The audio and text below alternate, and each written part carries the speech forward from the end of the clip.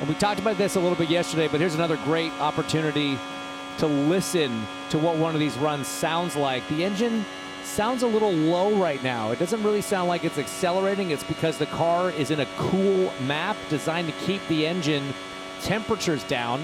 A cold engine is a fast engine, T-Bell, up to a certain point. You see 205 miles an hour flat out.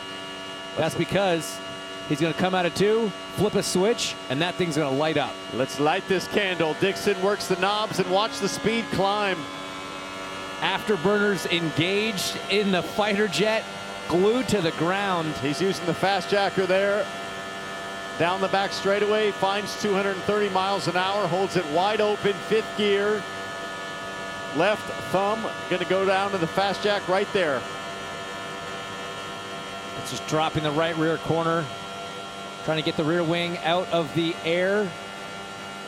Dixon 2:17.1 on his warm-up lap, comparable to what we've seen. 2:30 through the corners. A little surprised that Scott Dixon doesn't look at the technique that Alex Palou uses with trigger buttons on the back of the wheel for the fast jack. It doesn't seem that ergonomically friendly to have to move your hand and your thumb twice a lap, but he's not even. Who am I to second guess old Dixie? He's not even using that style of wheel. He's still with an old style produced by MPI.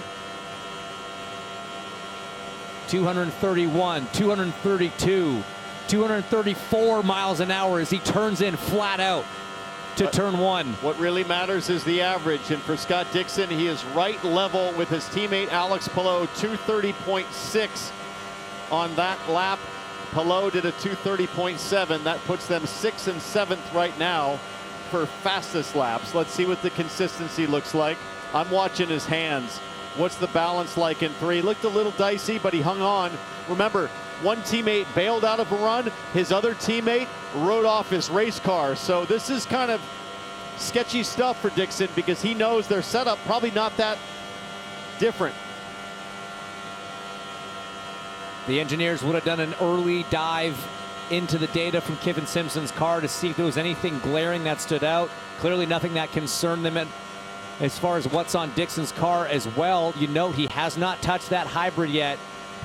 Looking like we're going to see a 4th lap deployment. Very consistent run for Dixon. That last lap just down to 230.59, so almost a 230.6 as he comes through turn 4. And this is super impressive, guys, with the extra weight we're seeing in these race cars and the track temps. After signaling your white flag, deploy. So white flag deploy. Hey, James, that was faster. That's the fastest lap Dixon's done on lap 3. That is impressive. We haven't seen much of that so far.